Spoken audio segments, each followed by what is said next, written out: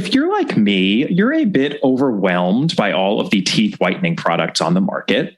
And our next sponsor has provided us with some very interesting facts we would like to pass on to you. Fact number 1, teeth whitening does not whiten your teeth. It removes the stains and restores the tooth to its natural color. Natural color is vary per person, but for most, it's an off-white or slightly yellowish undertone. Fact 2, teeth whitening does not damage teeth, but it does temporarily dehydrate. When dehydrated, the pores in the enamel are open and exposed. Open pores invite acids and sugars, which, as we all know, lead to tooth decay. Avoid or minimize acidic and sugary substances for at least 24 hours after whitening. Also avoid staining substances, as the teeth are more susceptible to restaining during this period. Fact number 3, tooth sensitivity is a result of tooth dehydration. When the pores of the enamel are open, the teeth become dehydrated, exposing the nerve to the elements. As the tooth rehydrates, the sensitivity will dissipate. To accelerate the rehydration and curb sensitivity, use a post-whitening application known as remineralization or desensitizing gel. Fact 4, caps and veneers cannot be whitened because they do not have pores for the stains to latch to. Prior to having dental work, you should whiten your teeth, restoring them to their natural color, as the dentist will be color matching to your current shade. Fact number 5, the key to teeth whitening is the delivery device. So long as a whitening product is a peroxide-based whitener, it will remove the stains. What differentiates one product from the other is a device that holds the whitening agent to the tooth without interruption. Whitening strips neglect the crevices and molars, and they slide on your teeth. Saliva floods the generic trays because they're bulky and they don't create a seal. Oh, and you likely did not know this, but LED lights are novelty items that add no benefit. You need a high output UV light only found at the dentist. Don't fall for the gimmick. If you insist on a light that does not work, get one on Amazon for under $5. The number 1 whitening device recommended by dentists is a custom fitted tray. You can have your dentist make your trays for $300 to $600, or you could head on over to smilebrilliant.com and use their lab direct mail-in process for a fraction of the price you'd pay at the dentist. And if you're like me, and you grind your teeth at night, you can also purchase Smile Brilliant's custom fitted night guards. Once again, for a fraction of the price dentists charge. Once again, that's www.smilebrilliant.com and use coupon code AGATHA, AGATHA, for an exclusive All About Agatha discount.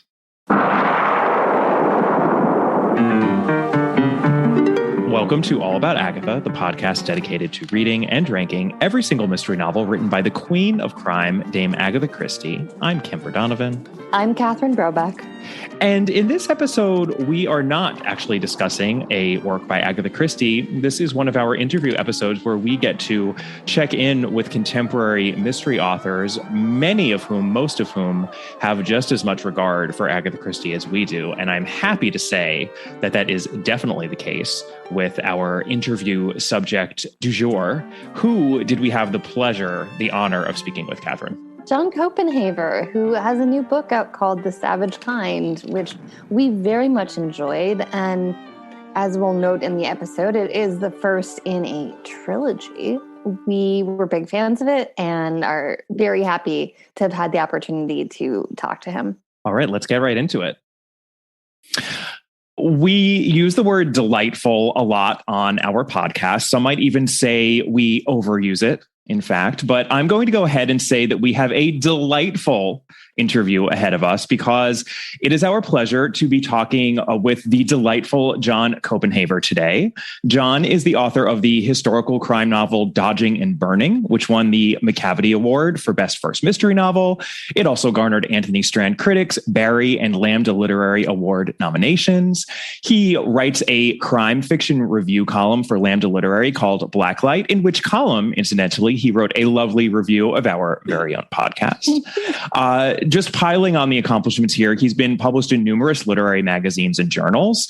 He is the 6-time recipient of artist fellowships from the Washington, D.C. Commission on the Arts and Humanities. And perhaps I'm saving the best for last, but he is also a teacher, English teacher, in addition to all of this. And of course, he is a massive Agatha Christie fan. And John is out with a new book called The Savage Kind, which is a brilliant reworking of the noir genre with more than one nod in it to not just noir, but the detective fiction genre that we all love so well. We are going to get into that and more in just a moment. Welcome, John. Oh, thank you guys so much for having me on. It's just such a treat. I'm a huge fan of this podcast, if that weren't already apparent. And I've listened to at least every episode that you've done on one of Christie's novels. It's just so fascinating. So it's delightful for me to be here. We're just going to use the word delightful as much as possible. I think. Continue to roll it out, right? You know what? Like it's November. It's like, let's just embrace this sort of joyfulness. It's the holiday season, right? Yeah. Let's embrace the delight. So I don't normally quote from an author's acknowledgements page, but you begin your acknowledgements with a sort of explanation of what your intentions were in writing this book. And I'm going to quote you on that right now, because I think it's actually a great way to frame our conversation about The Savage Kind. So this is what you write. The Savage Kind pays homage to and reimagines the femme fatale character from classic American crime fiction and the great films noir of the 1940s and 1950s. I've always had a strong affinity and sympathy for these kinds of characters. As a gay man, I've experienced a degree of the oppressiveness of our patriarchal culture, which often belittles and vilifies feminine characteristics and sensibilities. When I read these novels or watched these films, I saw the femme fatales doing illegal and immoral things, but sensed that just under the surface, they were struggling to find agency. After all, these women were strong, intelligent, and witty. Why shouldn't they have more power? Why did the men around them inhibit them? Why were they consistently punished by the narrative in which they found themselves? I always rooted for them, even if that wasn't the intention of the story. And boy, you hit on another favorite word of our podcast, which of course would be agency. Right, Catherine? Oh, I mean, we talk about it, of course, all of the time, and why crime novels and mystery fiction, get dismissed, right? And it's one of the things that we harp on the most, probably, or at least I do. What I found most interesting about this is that because you're doing noir, we talk all the time about the sort of comparison, with Edmund Wilson with Boys in the Back Room versus like, why do people read detective novels, or who cares who murdered Roger Ackroyd? And you are taking the tropes of noir, but they're applied to women, and like sympathetically, I think, to women in a very specific way. And I sincerely appreciated that, because I thought it was a different and important take on how we read noir. So, because I think that you can look at something like Mildred Pierce, or, that would be like a big one. Yeah, I love Mildred Pierce. It's one of my favorites, but it's also problematic in ways. So, well, of course it's problem. They all are, right? It's the elevation of the noir novel above the detective novel that has always been problematic to me. But this seems to be doing a really good job at balancing it. Yeah. Well, my intention so much for the novel was to create a conversation, I guess. Maybe it's a conversation I have inside myself a little bit with my love for noir, particularly classical noir fiction, and of course the great films noir of the 1940s and early 50s, but also a critique a little bit, or a story that serves as a critique, I guess, if that makes any sense. And I think that there is something pretty queer about it too, because I think I really wanted to investigate why I was always rooting for the femme fatale, right? Why I never wanted her quite to have the ending that she got in a lot of those films, and trying to kind of explore what it is in me that is attracted to that kind of retelling, and then, the problems with it culturally, particularly from that time period. But honestly, we're still fighting those kinds of portrayals of women. They're framed a little differently, but they're still there in detective fiction and in other forms. It's a kind of outsider narrative. Yeah. Ultimately. Right. And so that makes total sense why sort of the queering of it tracks, because, you're looking at usually women who are trying to, again, assert their agency in these stories. Mm-hmm. And that is inappropriate within their domestic framework, right? Yeah.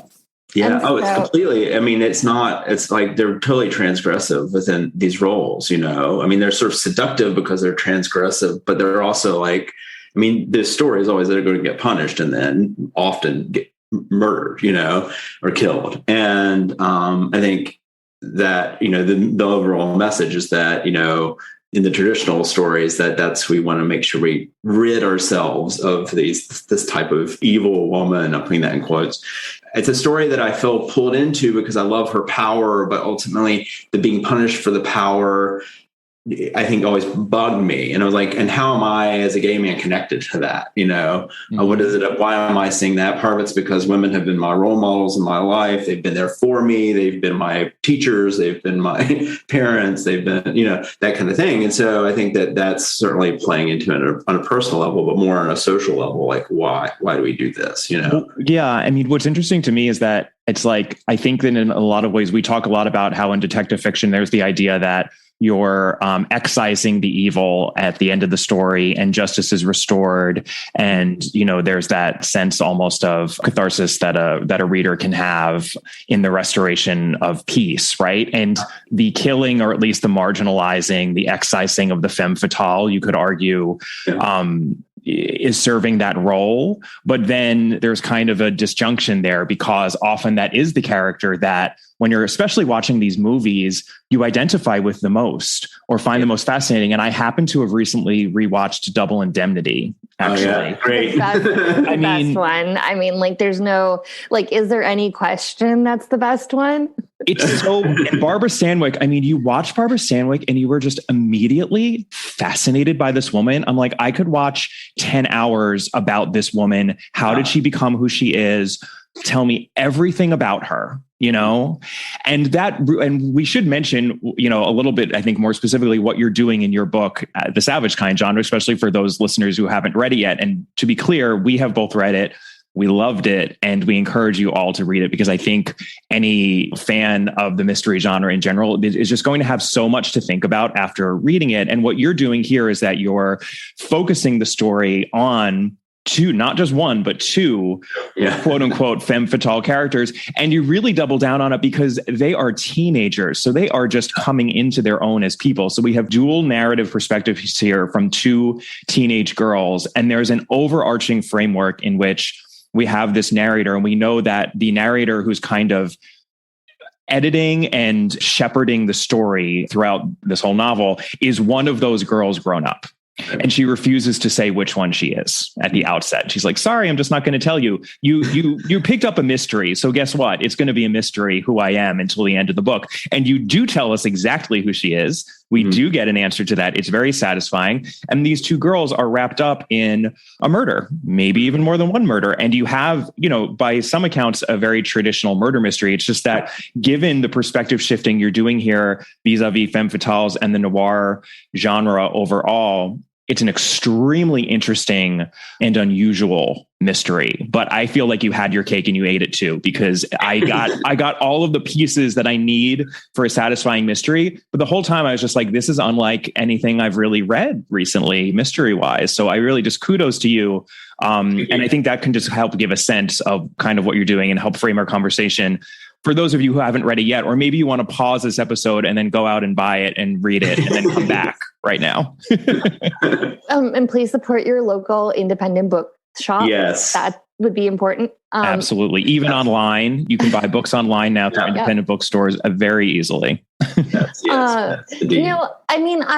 we should also, it's told, it's the unnamed narrator is basically serving as an archivist, right? Right.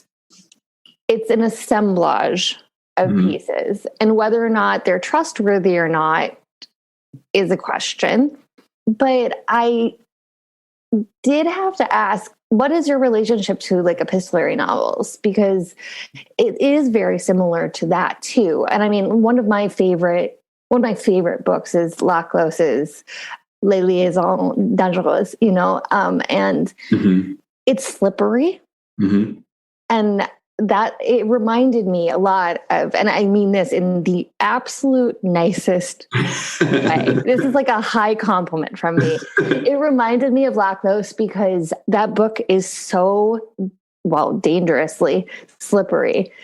And I think this does a similar thing. And I found the shifting of narrative and the uneasiness and the untrustworthiness of it to be really compelling.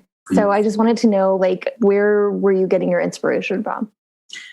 So, lots of places, honestly. I think all through the book, I have a lot of, I've woven in allusions to Gothic novels, and chief among those is Wuthering Heights, which also is a little slippery too. And I love Wuthering Heights. It's one of my favorite novels of all time. Mine too. Kemper is going to ask you a question in 1 second.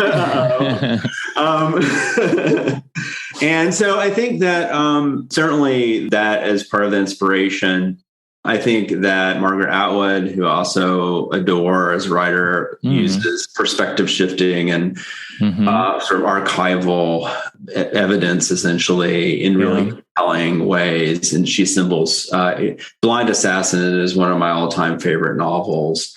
And I think that it's just so fascinating because you get different perspectives. You also, I don't know, I guess my question is always, what is the truth? And I don't know that there's ever an answer for that. So to be the most honest as a writer is to try to structure something that doesn't actually fully answer what the truth is. But at the same time, I want the readers not to feel at loose ends and give them a satisfying ending. If you squint at the ending of actually both my books a little bit, you'll see that you may not, what you think you may not. There may be evidence that is a little slippery, but I think that I just think that's somewhat how we experience life. We're always trying to interpret and put our finger on it, and it always slips away about the time we do. And so I think that creating, people telling their stories and then having those stories reframed. Right. I love framing. And I think that, but you have to be careful with framing, because what is that really doing? What is that telling you? Because it's always about selection and another trick. Yeah. And so I just think that I guess ultimately it's a philosophical approach, to be honest with you, sort of looking at that, how slippery the truth actually is.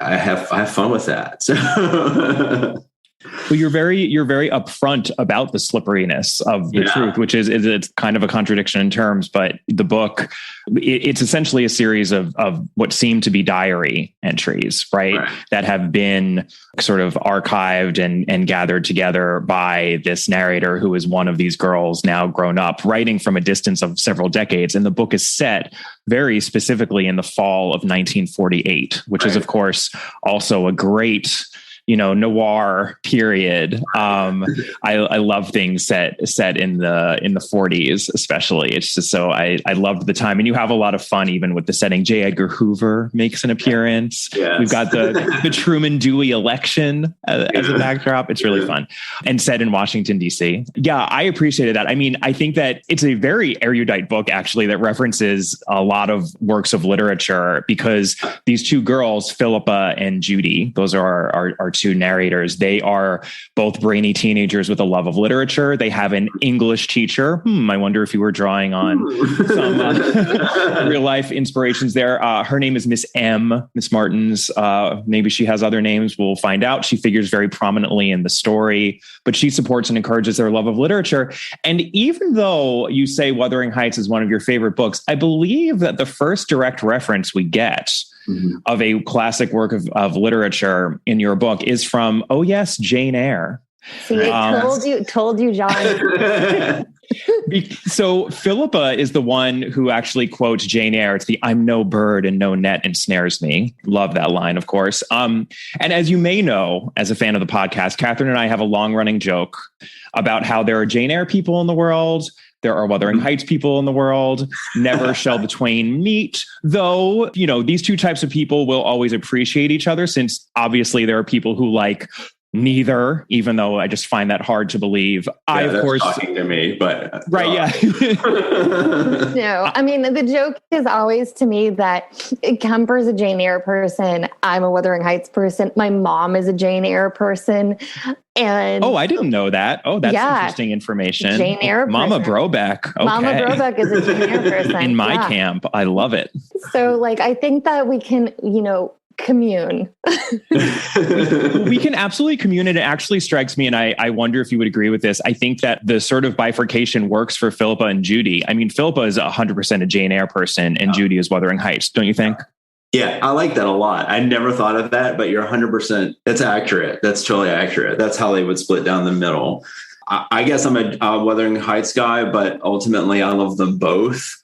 And you have to pick. I'm sorry. I have to pick. Oh my gosh. It's like, yeah. So I think that I like the sort of structural unity of Wuthering Heights a little better than I like the structural unity of Jane Eyre. So I guess that's where I decide. Also, I don't know if you knew this, but for Virginia Woolf, another writer who I have spent a lot of time reading about, she loved Wuthering Heights. It's one of her favorite novels. So, and she thought Jane Eyre was quite good, but not up to the sort of structural standards of Wuthering Heights, which is sort of interesting. I love them both. I think they're both classics and everyone should read them.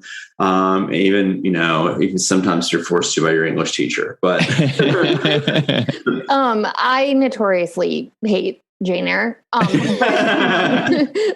the thing about it is what I think Wuthering Heights does really well, and it's part of the structural issue, and it's part of what you're addressing in this, is what Wuthering Heights does really well is address trauma, like in a way that is sequential and like mirrors back.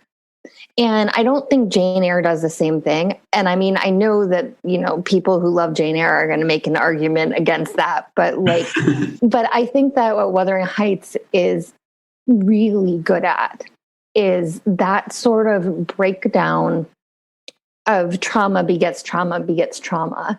And your book is doing that pretty much. Yeah. Yeah, it's the history of trauma. That's what so much, I think I'll end up writing a lot about that in both my books and other things I've written, is always sort of tracing the history of trauma back to try to understand it. And you're right. I think that Wuthering Heights does that beautifully, even tracing the names, And I'm a Catherine. Right, you're a Catherine, right? Sigh. During the pandemic, Kemper has heard this story about 17 times, but during the pandemic, I learned all the dance moves to the Kate Bush music video for Wuthering Heights. Oh my gosh, that is perfect. It was my exercise routine. The obsession continues. No, and for the record, I do not hate Wuthering Heights. I actually quite like Wuthering Heights, but my love is definitely with Jane Eyre. There's actually another reference that you make quite a few times in the book, which has, funnily enough, a connection to Christie. And this one really, really tickled me because it's as to the very last book that we covered for the podcast, in fact, which is Halloween Party. And without meaning to, you actually kind of schooled us pretty hard because what you, yes, in a good way, John. because what you do is that you quote Keats's Ode to the Nightingale very early on. Of course, the word nightingale is, very significant in the book, as is the poem itself. And you quote some early stanzas here. I'll just read them out. Darkling, I listen, and for many a time I have been half in love with easeful death. Called him soft names in many a mused rhyme to take into the air my quiet breath. And this, of course, has to do sort of with the seductiveness of death. It has thematic resonance in your book. And the funny thing is that we unknowingly quoted this poem in our very last episode because we talked about how the working title for Halloween Party was Easeful Death. And I'm really embarrassed to say that neither of us picked up on the Keats reference. We were both like, that doesn't make any sense. What is that about? Anyway, let's go talk about Halloween for 20 minutes. So fast forward, listeners, if you haven't read Halloween Party yet, but Easeful Death as a title is actually brilliant because it's a reference to the would-be death of Miranda when she's sort of drinking serenely from a golden goblet at that scene of pagan sacrifice. And it's a brilliant title because it's a little bit of a clue, because if the book had been called Easeful Death, it's like Christie is pointing you to Miranda and pointing you away from the murder that is the catalyst for the book, which is Joyce being drowned in an apple bobbing bucket. I mean, that is anything but easeful. So I actually kind of wish that she kept it and then just quoted Keats. She could have easily had Poirot quote Keats because we know that he loves his romantic poets. He quotes Wordsworth all the time. So I wish she had kind of kept that and gone harder core. But I just want to point that out, that we did not give Christie the credit that she always deserves. And I appreciate that. We actually had a listener email us right after the episode and point out, this is actually quoting Keats. But immediately after that, I started reading her book and I was like, oh my God, there we go. A little Christie connection. You want to know something funny? So when I was going through titles for my book, one of them was Easeful Death. Oh my God, really? And then I was like, no one's going to know what that is. So I can't call it that. Well, I mean, okay, this is where we're going to get into a little, I'm going to try to highly avoid spoiler territory, but your book title is a spoiler. Yeah. If you're paying close attention, yes. Yeah.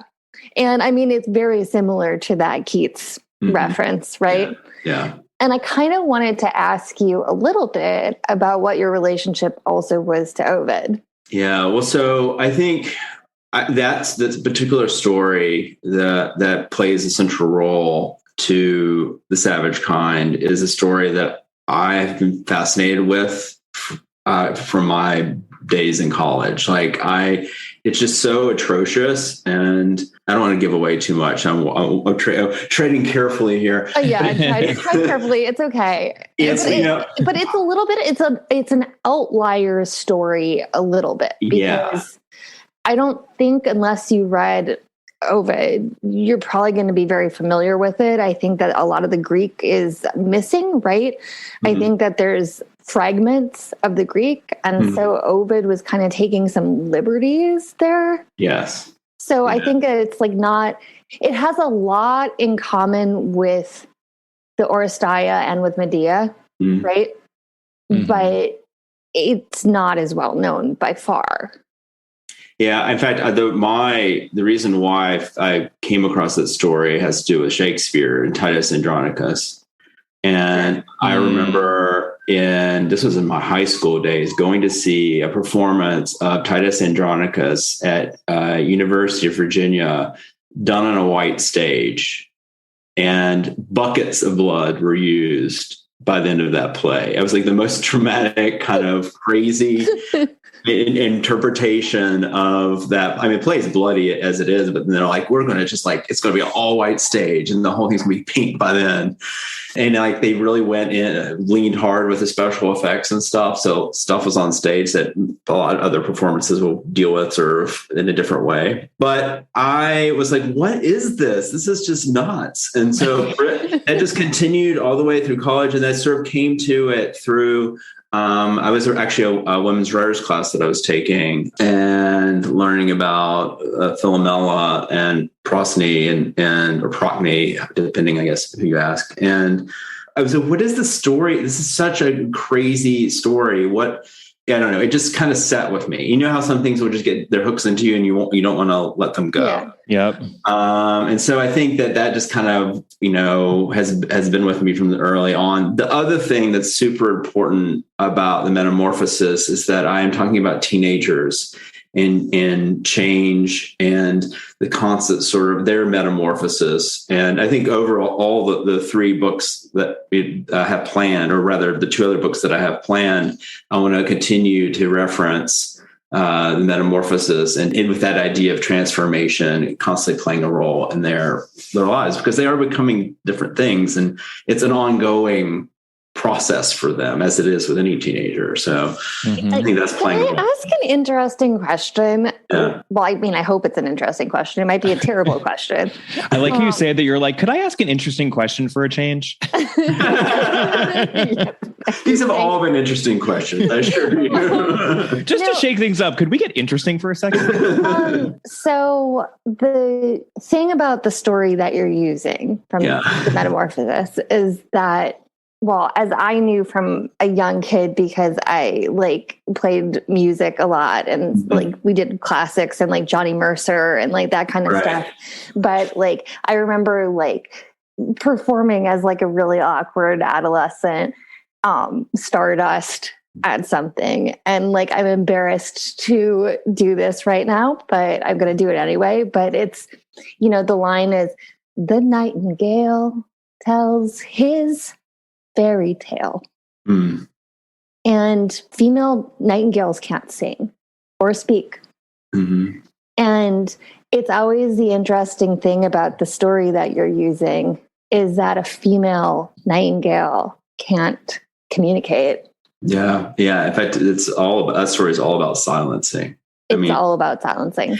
Yeah. And I think that the idea of silencing women's voices, queer voices, especially, in this time period that I'm looking at, but, throughout time as well, there would be, a thread probably through everything I'm going to write, but certainly through the two books that I have written.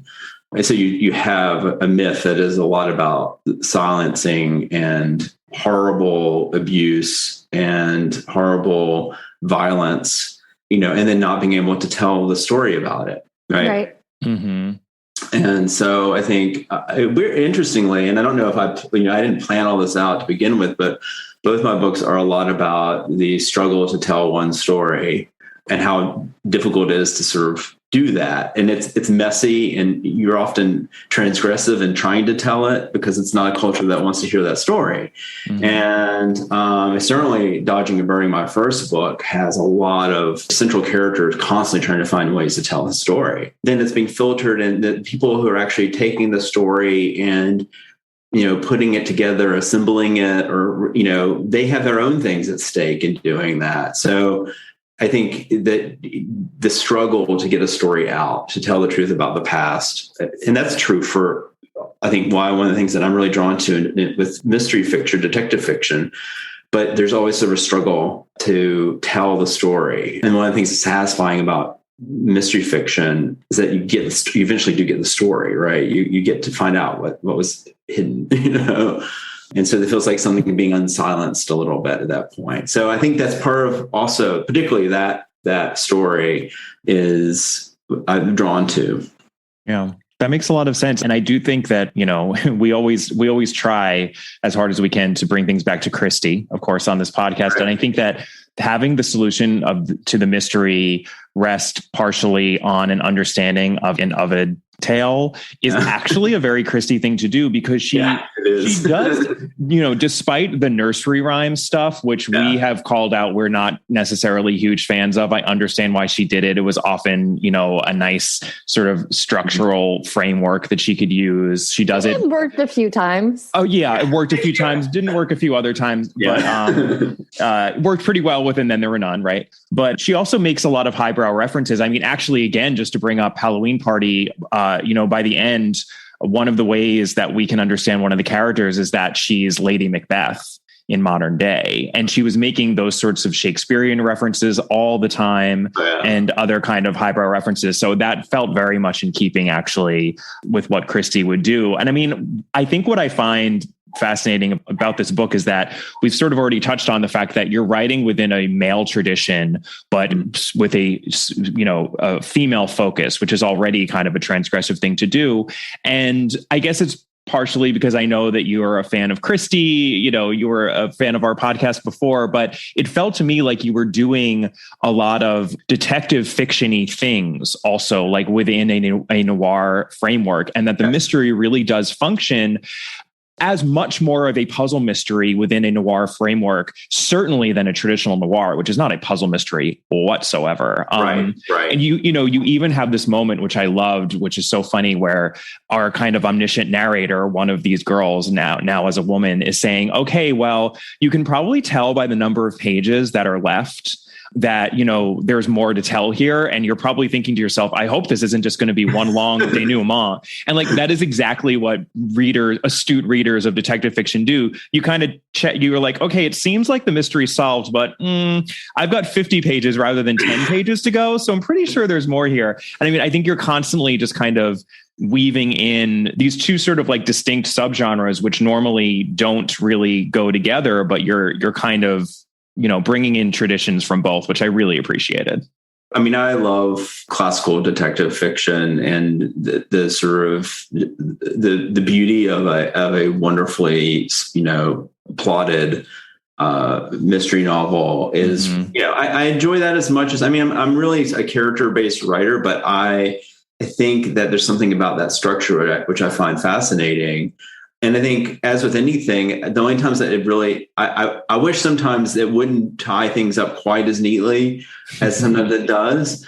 I like it when it leaves. I like it when it's satisfying, but leaves some, there's some space for interpretation. And so, like, trying to balance those two things is it's certainly one of the, I guess, goals or challenges I set for myself with this book, and perhaps the last one too, is like, how do you balance character in this sort of class? It is a mystery ultimately. It functions that way. And it has a lot of these things that I love in Agatha Christie, the things that I'm stealing from her essentially, and I try to steal a few things and mix them up and pull them in. And, so I think that's, because she did them so well and there's so much to sort of play around with. But then I have this other thing going on too, which is the noir stuff. Which is the noir. Yeah. Well, I think, we've talked about this. I feel like we haven't mentioned in a while, so it's worth repeating. I mean, I think in a lot of the best Christies, such as Five Little Pigs or even Evil Under the Sun, the solving of the puzzle hinges on character, and it hinges on understanding who these people really are. And then once we do, the puzzle pieces fall into place and we realize who done it. And that's very much what you're doing here. I mean, there's this central mystery of who are these girls? Are they good? Are they bad? Of course, because this is a complex story with complex characters. They're both. But part of the central mystery rests on how involved is perhaps one of these girls in the murders that happen in the course of the story. And I think there's some uncertainty there that you build into the end of the very, very end of the book in a really intriguing way that still, though, I think does not mar the satisfaction that we need as mystery readers. So again, being able to do that too, just blur those lines slightly, give us some loose ends that will kind of carry us over into the next book. And you do, I mean, the subtitle of this book is that it's book one within a trilogy, the Nightingale trilogy, right? So to the extent that you can, I'm very curious as to what you're planning on doing in books 2 and 3. You kind of referenced it already a little bit. Yeah, well, I believe it or not, I've outlined them both. I felt like I had to before I sent this one out into the world. I was like, I think I need to know where all this is headed ultimately. I mean, with outlining, you're never 100% sure that it's going to go the way that you've outlined, but essentially I have a structure in place. But so the next book is set in 1954 and the last book's 1963. And in 1954, the girls are very much, becoming young women and dealing with their feelings towards each other and various other complexities that were left over from this first one in terms of their relationship and their way they see themselves in the world. And then they get wrapped up in a mystery that is connected to their love of detective fiction. I don't want to say too much, but I'm having a lot of fun. Let's put it this way. There will be another major character, and that character is in a sense in the first book, but you wouldn't know it. So I don't want to say very intrigued. I'm big tease right now, but essentially I'm going to have a fun with it. But there's always going to be that theme of looking at also writing and that self-referential writer thing, where you're looking at the actual craft of the thing that you're writing a little bit. I guess it's a little metafictional. And then the last one picks up in 63 when they're meeting, as they are promised to meet in that last letter. Which isn't giving away too much, I think. But I think that ultimately I'm trying to pull them back together and see what does it feel like to be them in 1963? How has life changed, or has it changed that much? And who have they become? So essentially, that's the overarching project. It's all a little Ian McEwan as well. I think there's a lot of the sort of like metafictional narrative. And I mean that as a big compliment. Also, I mean, I'm a big Ian McEwan fan. I like how he plays around with, assemblage and sort of the editorial features of creating a story and from a distance, et cetera, et cetera. Yeah. This episode is brought to you by Best Fiends. Catherine, can you think of a word that rhymes with gobble? Oh, no, please don't tell me you're trying to do some turkey-themed poem for Best Fiends, Camper. Don't make my Howie dress up in feathers and a waddle. I beg of you. Oh, no, it's more about the way the fiends gobble up slugs, making them disappear as players work their way through ingenious and lightly entertaining puzzle after puzzle. But now that you mention it, the word gobble does have double entendre potential. And waddle, too. You've inspired me. Oh, dear. Okay, how's this? Waddling across my screen, they gobble slugs, they reign supreme. On this holiday of Thanksgiving, I give them all my thanks for winning. Waddle, waddle, gobble, gobble. These fiends are the best. No squabble. That is really an embarrassment to Stanford's English department, Kemper. Agreed. So engage your brain with fun puzzles and collect tons of cute characters. Trust me, with over 100 million downloads, this 5-star rated mobile puzzle game is a must play. Download Best Fiends free on the Apple App Store or Google Play. That's friends without the R. Best Fiends. I'm actually curious, just writerly question. I'm curious how you wrote this because it's dual perspectives and they're very much back and forth, back and forth, back and forth. We have these different would-be journal/diary entries and the voices are very distinct. That's part of why the book is good, that they do feel like they're written by different people, even though you obviously wrote both. I do also love there's a variation in fonts. Philippa has the more serif kind of, curly font, which is very much in keeping with her character. And Judy's more stark kind of sans serif, which makes sense. But the passages pick up one after the other down to the second sometimes in the narrative. So I would have thought that you wrote one and then you wrote the other to stay within, to keep the voices distinct. But I'm wondering if you actually did follow the narrative since they are so back and forth, or maybe a combination of both. Just how did you actually write this? Yeah, it was a long journey, honestly. So originally, I wrote this in the third person close, just on Philippa. Interesting. It didn't work very well. And my agent told me that. And I went back in. I was like, I really think maybe this needs to be first person. I think that I'm holding myself too much at a distance from these characters. And that if you just essentially put yourself in their shoes, and you really sort of feel the character out, it's going to be better. And as soon as I did that, I realized I really needed Judy too. And so I had the plot. I had most of the plot at that point figured out. And then sometimes it was about recasting particular scenes from a different perspective. So I really wrote like some scenes from Philippa's perspective and then switched them to Judy's. And then I realized I need more sort of from Judy. And then I discovered all kinds of new stuff at the end. A lot of the final kind of twist, I guess, came late in the game, actually. I kind of just sort of had a aha moment and realized that this is what was kind of something I wanted to do as a sort of way of balancing a little bit, I think, ultimately at the end, and throwing some things into question. But I think that, certainly, it just took a lot of process. So I think essentially there was a lot of plot in place before I fully pulled out the different perspectives and cast them. Where they are. So. I didn't realize this until you were just giving that answer, but I think that the first person perspective works really well also because young adult novels are almost uniformly from a first person perspective, not always, but usually. And because you need that close kind of, you basically need to be inside the head of a teenager to understand a teenager. And I think that really works here. Like, I think it's crucial that it's first person with the two of them. It's a part of why you're able to, I think, have as many sort of like character revelations as you have in the course of the book. So, yeah. And I think then I decided, okay, you want close. So I'm going to make it close and immediate, making them journal entries, which is this weird space between reflective and in the moment.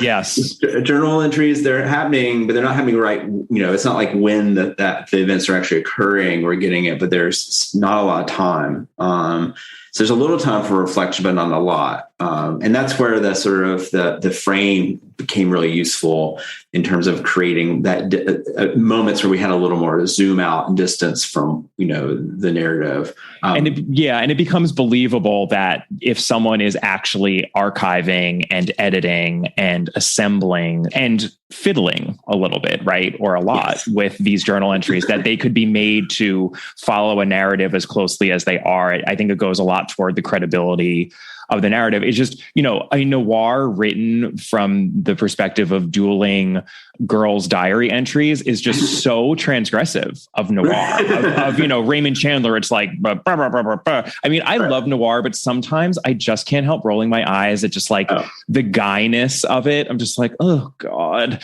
Like, I love. Well, you don't like the description of the Santa Anas. Oh, I love that. They're so brilliant. I mean, I actually am a huge fan of noir, but oh God, a little bit goes a long way.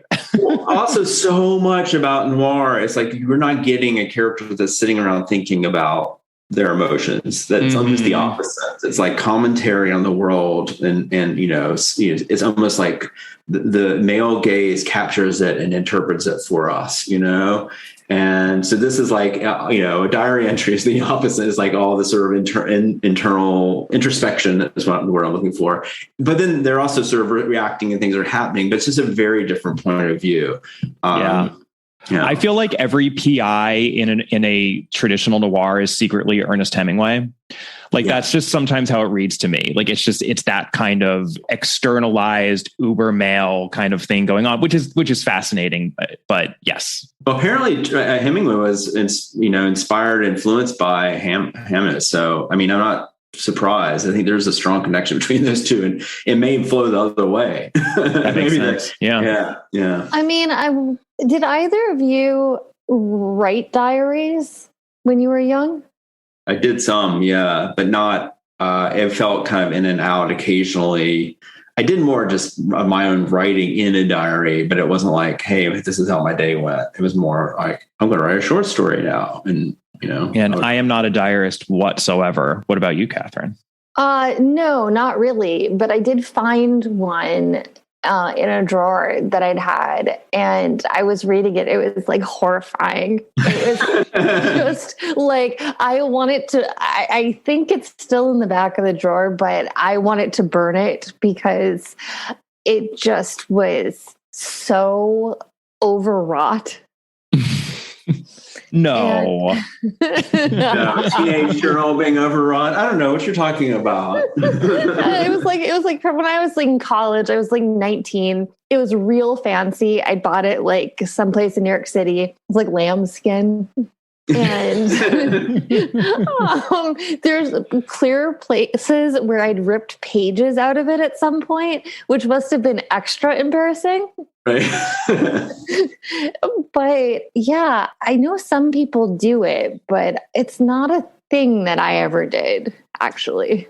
Well, I think it's really interesting because I think people write journals. It's not just, I think sometimes they write them for posterity. And, I think that there's a sense of performance going on, when you're writing your own journal, which I love that. I think it's kind of hysterical that we're writing this really private thing, but we're kind of performing for posterity too.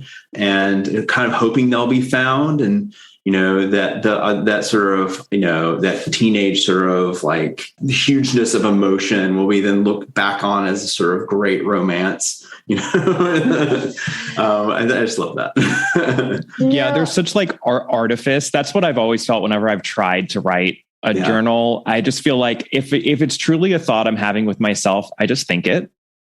And the only reason that I do want to put it to paper is that I want someone else to read it. And that performative aspect of it just creeps in immediately. And I immediately am disgusted by it for myself. That's why it's always been a non-starter for me, actually. Mm-hmm.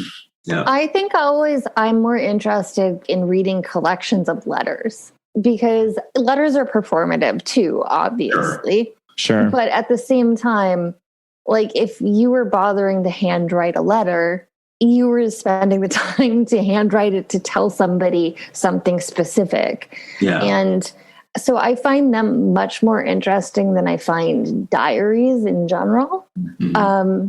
There's more nuance when there's a back and forth, So, I think that's really interesting. I hope I'm not spoiling something, but again, I think that we should be distrusting the diaries in your novel.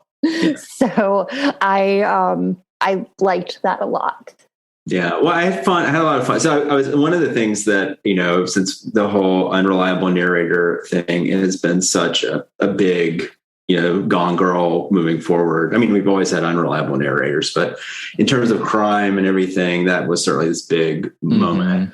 And I thought, well, why don't we just be like upfront? And what if I had a narrator sort of say, I'm unreliable.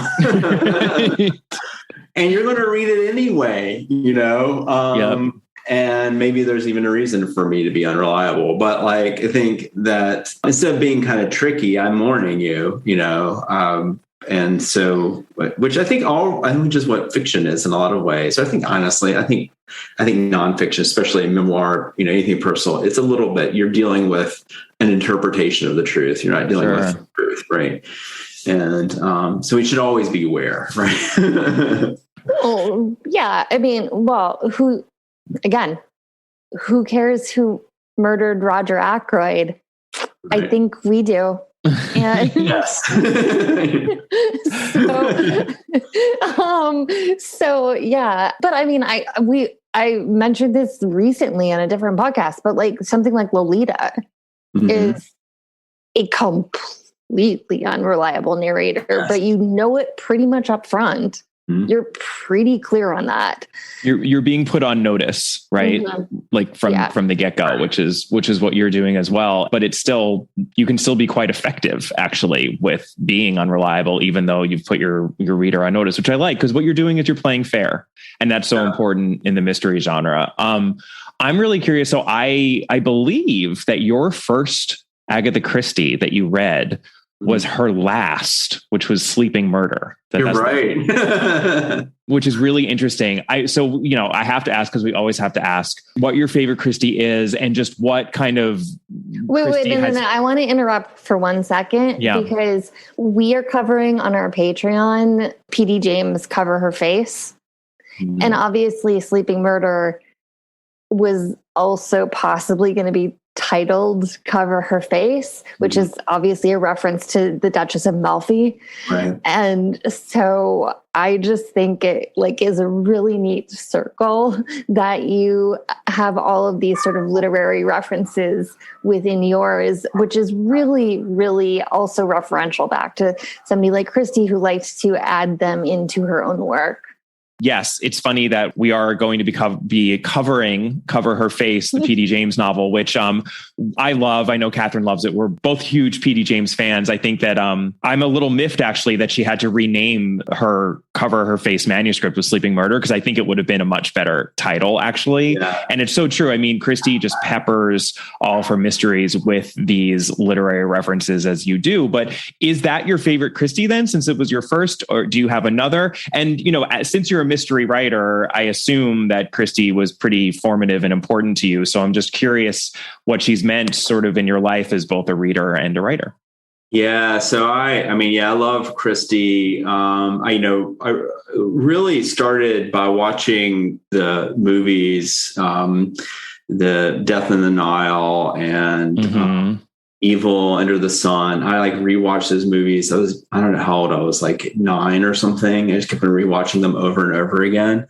Can I just interject, since you mentioned Evil Under the Sun? Because we've never talked about this, but Evil Under the Sun is a really, for some obvious reasons, I think that a lot of gay men identify Evil Under the Sun as like a really important Christie, because there's almost no campier movie than that movie. Yeah. It is, wow. I mean, we covered it, but it's just really funny that you referenced Evil Under the Sun. I just kind of want to shout that out there because we never have before. Would you agree with that? Oh, absolutely. It's so campy and fun. And I mean, it's clever, and I think that I adore it. I remember my family, when we were skiing someplace and it was on HBO or something, and I stopped skiing, just come home and rewatch it over and over again. And I was like, what my obsession was, but clearly Christie was formative for me. And I did end up just randomly reading Sleeping Murder.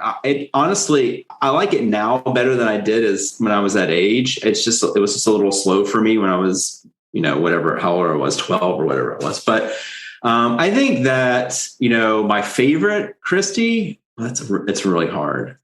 Well, Five Little Pigs. I'm so glad you guys have Five Little Pigs. I was hoping. Heights and Five Little Pigs, John. Yeah. Just Catherine's Day. Why I would like, I think that it's just, she's really, and I think people don't read it as much as they should. So, I think then A Murder Is Announced is one of my favorites too. It's really good. Absolutely. Both are just wonderful, but it's kind of hard to pick one that is my favorite. It's so fun to listen to you guys try to sort out all the and rank and rate the Christies of our impossible task that we've set ourselves to for really years now, our Sisyphean task, if you will. Well, I'm going to ask an even harder question then, which is Poirot or Marple. You have to choose. Oh boy, Marple. Yes, yeah. I knew it. I knew it. Yeah. And I tell you why. I think that I really love the sort of amateur detective. I love the way she's always sort of embeds or is embedded in the stories. And the best Marples are where it's sort of more natural that she's embedded in them, I think. And I love that insider kind of look, insider outsider sort of role she has, where, well, certainly Poirot is an outsider, but he is often being invited to investigate, because that's his role, right? And so I love the sort of way that Marple works, and and then some of my favorite ones. I love Murder Is Announced, and I do like A Mare's Cracked Side to Side, even with its flaws. I think its little twist, it's so ingenious. And that's another one I fell in love with kind of early too. I think I was watching the Liz Taylor version of that, which has a lot of the same DNA with Evil Under the Sun. I mean, it's the same. I definitely the same producer, and I think it might even be the same director. It has that same sort of camp element to it. I've never heard that distinction made between Marple and Poirot as to the investigative act itself, in that she's even an outsider as to the investigation. She always has to worm her way in somehow, and Christie has to be creative about figuring it out. Whereas even though, yes, Poirot is Belgian, et cetera, he's a detective, right? He is, that's what he does. That's his job. That's really interesting. I never thought about that before. No. Catherine's just reeling from the fact that you picked Marple. She doesn't even know what to do right now. Are you upset? Are you upset at me? After doing Wuthering Heights and Five Little Pigs, she thought she had you squarely in her camp, and she's devastated. I know. Where are you on board with my dark Marple theory? Is my only question. I'm okay. Think about my book. I'm all for dark Marple. Yes. Yeah, you totally. Yes. Okay, then we're good. Then we're super good. Right. You basically created young dark Marple. Let's be honest. Maybe that's a little bit of a spoiler. Not really. No. Maybe that's where they'll end up. Maybe it's just Miss Marple's coming of age story. Someone should write that. Have they? I don't even know if they have, but that would be interesting. Young Marple. There was a 10 or 15 years ago, wasn't Jennifer Garner attached to like a young Marple? It was not even 10 years ago, I don't think. I think it was more recent than that. And everybody was like, absolutely not. I love Jennifer Garner. Like, don't get me wrong, but not for that. I think that was not. I loved Alias. Yeah. I have one other question just because of, okay, this is a spoiler thing. And so we can cut it if you want, but are you a huge fan of Imitation of Life? Oh, I am. Yes. Okay. Yeah. Just wanted to check in on that because it seemed relevant to this conversation and to your novel. Yes, absolutely. Imitation of Life. And then, of course, Far From Heaven, Todd Haynes, which is also directly referencing, Imitation of Life and sort of looking at this time period. And then the outsider of the other, whether it's, LGBTQ or racial other, it is definitely playing a role in my series and or my trilogy. It just seemed like when I read it, all I could think when I finished it was, oh, somebody really likes Imitation of Life. So I remember seeing it. I was studying abroad in London in college, and I saw it in a movie theater, and it was me and every single other person in there was a gay man. And it was, I love that movie, but it just like has real resonance to this book too. Mm-hmm. Great. Great. You guys are picking up on a lot that I'm not sure everyone was picking up on when I was putting all this stuff in there. And not that that's the point. People should be able to enjoy it just how they enjoy it. But part of the fun for me as a writer is to layer references, layer inspiration in. I think we're always, as writers, I'm not speak for other artists, but as a writer, I'm always trying to nod my head at the things that I felt passionate about, whether it's a film or it's a book or whatever. It's, Christie or whatever, there are always little nods in there to the things that you formed us, I guess. If you're comfortable with it, I think we should leave that in, because I think if anyone is a fan of those films, they're just going to be like, okay, I guess I need to read this book.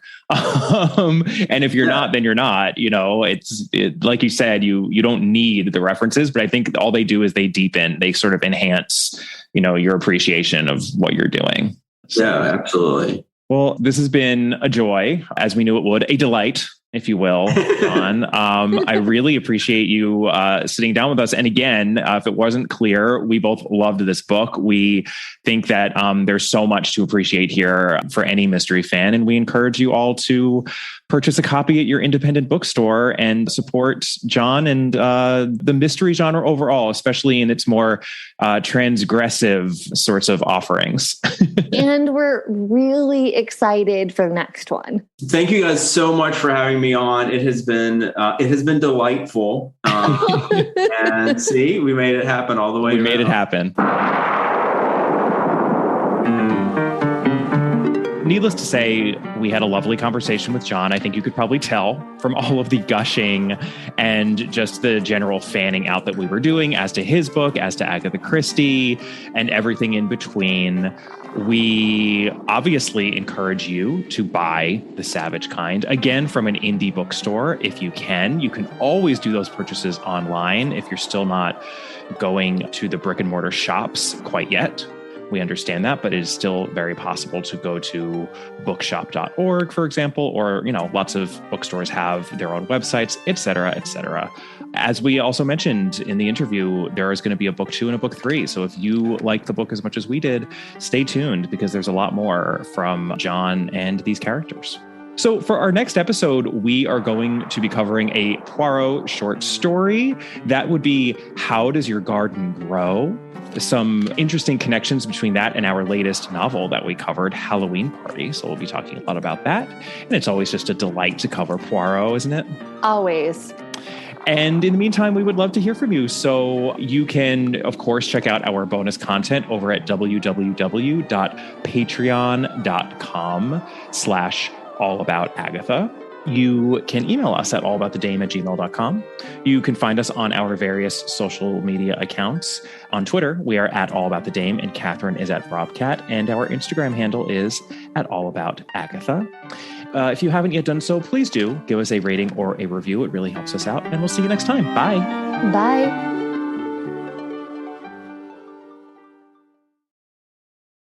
Have you made the switch to Knix? Millions of women have made the switch to the revolutionary period underwear from Knix. That's Knix. Period panties from Knix are like no other, making them the #1 leak-proof underwear brand in North America. They're comfy, stylish, and absorbent, perfect for period protection from your lightest to your heaviest days. They look, feel, and machine wash just like regular underwear, but feature incognito protection that has you covered. You can shop sizes from extra small to 4XL. Choose from all kinds of colors, prints, and different styles, from bikinis to boy shorts, thongs to high-rise. You've got to try Knix.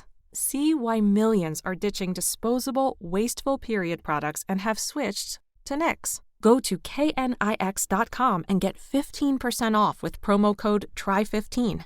That's knix.com, promo code TRY15 for 15% off life-changing period underwear. That's knix.com.